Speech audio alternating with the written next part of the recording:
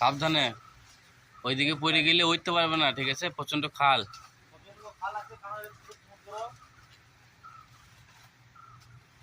কারণ সেফটি হয়েছে ফার্স্ট, ঠিক আছে? নিজের সেফটি নিজেকে, এই না যে কোম্পানি কাজ করছি বলে যেমন তেমন করে কাজ করলাম না।